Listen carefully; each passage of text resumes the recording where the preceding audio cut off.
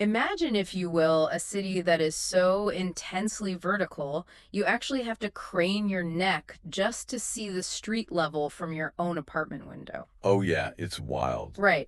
A place where the buildings seem to just defy gravity. I mean, they even have fully operational subway trains that literally run straight through the middle of high-rise apartment buildings. It's hard to even picture if you haven't seen it. Exactly.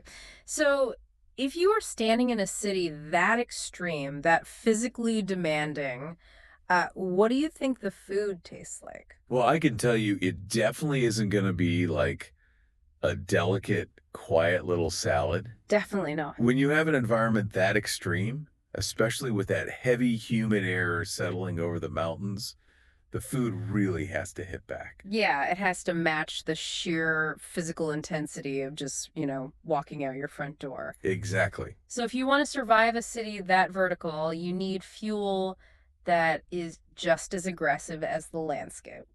And today, we are diving into the culinary soul of Chongqing. It is such an exciting topic. It really is. And we got our hands on a fascinating language document for this deep dive. It's actually an educational guide meant to teach English to non-native speakers. Right for English learners. Yeah, and it opens with this incredibly simple, welcoming greeting. It says, "Welcome to the Taste China Learn English." I love that. Welcome to the Taste Trying to Learn English. It just sets a great tone. It really does. But instead of just giving you a boring list of vocabulary flashcards to memorize, it teaches you English by breaking down the fiery rules of Chongqing's street food. Which is honestly a brilliant way to learn a language. I Yeah, mean, yeah. you aren't just memorizing abstract words. Right, you're living them. Yeah, you are attaching highly specific English words to real, sweating, sensory experiences. Mm. And when you tie a new vocabulary word to a physical reaction, your brain just locks it in. That makes total sense. And to really set the stage for you, this guide immediately draws a contrast between Chongqing and other famous food cities in China. Oh, this part was fascinating. Yeah, it points out that if the food in Beijing is considered royal and the food in Shanghai is elegant, well, the food in Chongqing is undeniably wild. Wild and loud. Yes, wild, loud, and unapologetically spicy. And think about what those English words imply. Royal implies banquets and Mhm. strict rules, right? Like food meant for palaces. Very proper. Right. And elegant implies refined, delicate flavors for quiet dining rooms, but wild and loud. That's the street. Exactly. That is the food of the people. So today, we are moving way past the standard hot pot to look at the everyday survival fuel of this city. To understand that survival fuel, we really have to look at the geography first. Chongqing is famously called the mountain city. Lots of climbing. So much climbing. The terrain is incredibly steep. You're constantly walking upstairs, and the guide uses a very specific English word to describe this landscape. Dramatic, right. Yes. Dramatic. When we use the word dramatic in English, we usually think of like a theater play or maybe a friend who is overreacting to some small problem. Oh, definitely. Like, stop being so dramatic. Exactly. It means striking or full of emotion. Uh-huh. But when you apply that word to a physical landscape, you are talking about sheer drops, massive rivers, and heavy fog. It's an intense place to live. It is. And the people navigating that dramatic, steep landscape, well, they need an immediate energy source just to start their day. Which puts us right on the sidewalk at 7 in the morning. I want you to picture yourself walking down a steep alley. The dense humidity is already rising. You're probably already sweating a little. Oh, for sure. And lining the street, you see locals sitting on these incredibly tiny, low plastic stools, just hunching over steaming bright red bowls. That is the morning soul of Chongqing right there. It is, and it's called Chongqing Xiaomian.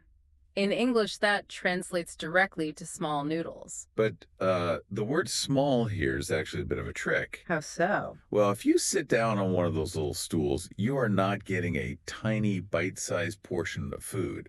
Right, you're getting a real meal. The small really just refers to the origin, right?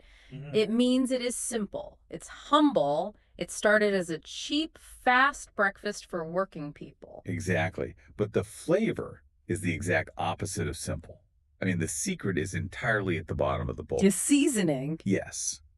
Before the noodles even go in, the vendor builds a base with over 10 different spices. Mm-hmm. And it is all anchored by this fiercely guarded, house-made chili oil. And the noodles themselves are special too. They are intentionally cooked to be very firm Right, they have to be. That firmness is a structural necessity. because of the hot oil. Yeah, if you were going to drown a noodle in boiling, oily, heavy broth, a soft noodle will just turn into mush. You need a noodle that fights back a little, Yeah. something solid to carry those 10 spices. When I was reading about Xiaomian, I immediately thought of it like a sleeper car. Oh, like the cars that look normal but go really fast? Exactly. You know, those cars that look super modest on the outside, maybe the paint is peeling a little bit, but then you pop the hood and there's a massive roaring engine hiding inside. That is a great comparison. The tiny plastic stools and the humble name, small noodles, that's the peeling paint on the outside. But that complex chili oil, that is a roaring engine of flavor. And that engine is running on some very strong fuel. To describe that specific chili oil, the educational guide gives us a fantastic English vocabulary word. The word is pungent. Pungent. This is where I want to pause for a second. Because if you're learning English, you might wonder, why don't we just call it spicy? Right. Why is pungent a better word for this bowl of morning noodles? Well, because spicy is actually kind of a flat, one-dimensional word. What do you mean by flat? I mean, it just tells you that there is heat. A cheap bottle of generic hot sauce is spicy. A raw pepper is spicy. But pungent describes a full body experience. Ah, okay. The guide defines it as a sharply strong taste or smell. Exactly. It engages your sense of smell just as intensely as your taste buds. Like it hits your nose immediately. It essentially wakes up your entire system. Yeah. When that house-made chili oil hits the boiling broth, the smells from the toasted chilies and the spices instantly fill the humid air. So it's in the air around you. Yes. A pungent aroma goes right up your nose and clears your sinuses before you even take a bite. Calling it pungent captures that aggressive, airborne quality that the word spicy completely misses. Wow.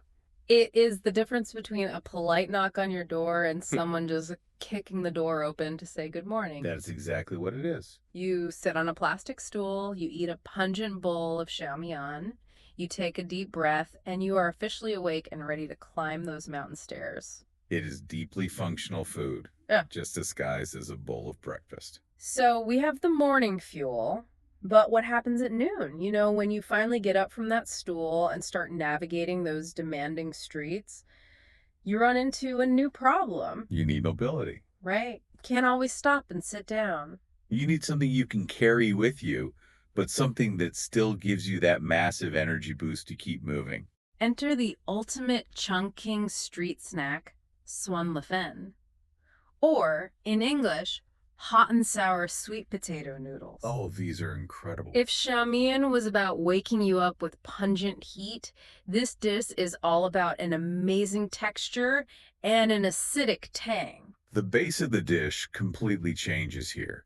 Instead of regular wheat, these noodles are made from sweet potato starch. So there is no gluten. Right, zero gluten. And that changes how the noodle feels entirely. It creates this dense, elastic structure that holds on to the liquid really well. And the liquid it's holding on to is intense. The soup is a mouth-watering mix of aged vinegar and hot chilies. Hot and sour. Exactly. You have the heat from the morning, but now you are adding this dark, sour flavor. It cuts right through the heavy air of the city. And people literally eat this out of paper bowls while walking down the street. Yeah, and the guide specifically warns about the danger of splashing bright red sour chili oil all over your clean shirt. It is a high-stakes snack for sure. Yeah. But the reward is all in the texture of those sweet potato noodles. Uh-huh. And this is where the English lesson gets really interesting. Oh, the texture words. Yeah, the guide offers 3 words to describe eating these noodles: rubber-like, chewy, and springy. I have to pause here because this stood out to me right away. The rubber-like part. Yes, if a chef in a Western restaurant says, hey, try these noodles, they are rubber-like, I am leaving. That sounds terrible. It sounds like chewing on an old tire or a boot. So, how do we explain this to an English learner? Why is a rubbery texture actually a good thing here? It is a massive cultural difference. In Western cooking, the goal is often tenderness. You want a steak that melts in your mouth. Right, or soft pasta. Exactly. Mm. Rubber-like usually means you made a mistake, like you cooked the seafood way too long. But in Chinese food culture, there is this highly prized texture. It's often called Q texture. Q texture. So it's an intentional resistance. Yes. It is the feeling of the food fighting back just a little bit when you bite it. It isn't tough, it is just structured. And that is why the guide moves from rubber-like to a much better English word. Springy. Springy. Springy totally changes the image in my head. The guide defines springy as bouncing back when you bite it. It implies energy and freshness.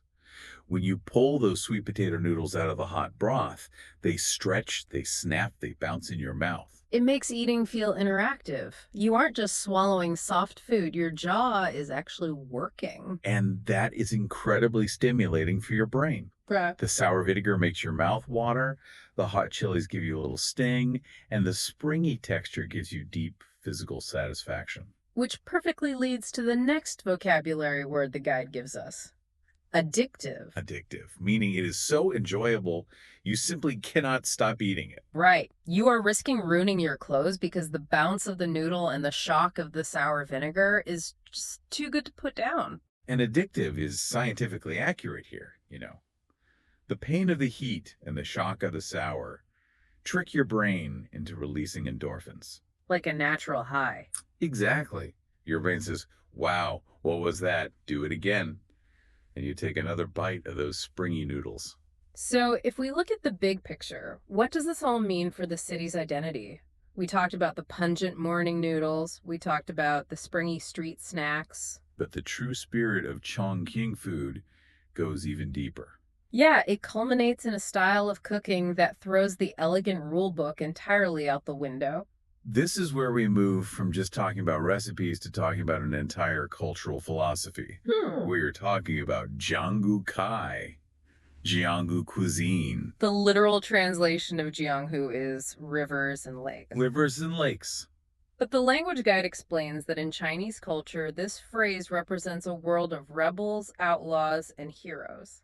The history behind that phrase is so fascinating. In classic Chinese martial arts stories, the Jianghu is the underworld. Like the spaces outside the normal laws. Exactly. The literal rivers and lakes that existed outside the emperor's control. It's where the wandering swordsmen and the honorable rebels lived. It's a rugged, dangerous world. So when you take a term that means the rebel underworld and you apply it to cooking, you are talking about food with a serious attitude. Oh, absolutely. Jianghu cuisine is bold. It uses massive amounts of seasoning, and it completely rejects strict culinary rules. It mirrors the rugged working class people of the city. Think back to the start of our deep dive. Beijing was royal. Shanghai was elegant. The fancy stuff. Right. Jianghu cuisine is the food of the docks. It is the food of the workers who spent their days carrying heavy goods up and down those foggy, steep steps. It is honest cooking with zero pretension. And the guide gives us the ultimate example of Jianghu cooking, a famous dish called Mao Shu Wang. Oh, this dish is legendary. Just listen to this. You start with a massive bowl. Inside you have chunks of duck blood curd, beef tripe, and bean sprouts. Very earthy ingredients. And all of that is completely submerged in a literal sea of boiling oil, dried red chilies, and Sichuan peppercorns. The visual presentation is just astonishing. Wow. It is a giant cauldron of bright red, bubbling broth, completely covered by a thick layer of floating chilies. You literally have to go fishing with your chopsticks to find the food under the Red Sea. You really do. I was trying to come up with an analogy for this style of cooking, and I think Jianghu cuisine is like a punk rock band or like aggressive free jazz. Well, I love that. If Beijing's royal cuisine is classical music where every note is perfectly written down and balanced, then Jianghu cuisine is someone dragging an amplifier into a garage, turning the volume all the way up, and just wailing on a guitar. It completely defies tradition to create something loud and alive. Classical music is meant to soothe you.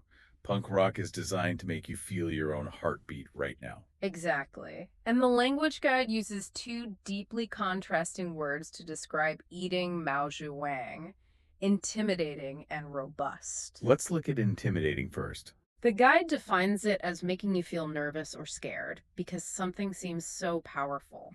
Which makes sense. Totally. I mean, if a waiter puts a massive bowl of dark duck blood and tripe hidden under boiling red peppers in front of you, Mhm. that looks It terrifying. doesn't look like a nice, safe dinner. It looks like a physical challenge, Yeah. like it wants to fight you. Right. So, how does a dish that is actively intimidating become something deeply robust? The guide defines robust as strong, full of flavor, and immensely satisfying. We get from fear to comfort. Yeah, how does that work? Well, you have to think about the person eating it. When you have spent 10 hours doing exhausting physical labor in the humid vertical streets of Chongqing, you do not want a delicate, polite little meal. A tiny plate of food would just be insulting. Exactly. You want a massive caloric reward that matches your hard work. You don't want to just eat your dinner, you want to conquer your dinner. Yes. The intimidation factor is actually part of the fun. When you face down that sea of boiling chilies, your adrenaline spikes. Okay, I see. But when you finally take a bite, the food does its job. The iron-heavy duck blood replenishes your body, the crunch of the tripe gives you texture, and the oil carries all those spices deep into your system. It warms you up from the inside. It isn't painful. It is deeply grounding. It's restorative. That is exactly what robust means here. It is a sturdy, powerful flavor that puts energy right back into a tired body. The fear turns into this massive, satisfying warmth. It is food that says, hey, you survived a brutal day on the mountain. Here is your reward. It's food that dresses up like an enemy, but act like your absolute best friend. A very loud, very honest best friend. Exactly. What an incredible journey this Taste China Learn English guide took us on today. It really is a brilliant way to learn. We started with the steep, dramatic landscapes that demand the pungent, wake-you-up power of morning Xiaomian on a plastic stool. Then we moved into the crowded streets, carrying those springy, addictive, hot and sour sweet potato noodles. And we ended in the literal rivers and lakes, the rebel underworld, with the intimidating but robust Jianghu cuisine. And through it all, you really see how building a good English vocabulary lets you savor the world more deeply. It totally changes your perspective. Yeah, when you learn the difference between spicy and pungent, or why springy is a compliment and rubbery is an insult, you aren't just reading a dictionary. You're paying closer attention to your own senses. It gives you the tools to appreciate the nuances of what you experience every day. Absolutely. So we want to turn this over to you, the listener. Think about your own culinary comfort zone for a second. What do you like to eat? Are you someone who naturally seeks out those safe, elegant, classical music flavors? Or after listening to this deep dive, are you ready to embrace the dramatic, pungent adventure of a rivers and lakes style meal? Are you ready to pull up a plastic stool for the punk rock dinner? And that leaves us with a final thought for you to explore on your own today. This guide made such an incredible connection between the extreme geography of a city, its working class history, and its fiery food. The steep mountains literally created the spice. The demanding environment dictated the menu. The city designed the exact food it needed to survive. So, if a city's landscape and history so perfectly dictate its food, what does the most popular comfort food in your hometown say about the spirit and the history of the people who live there? That is a profound question to ask yourself.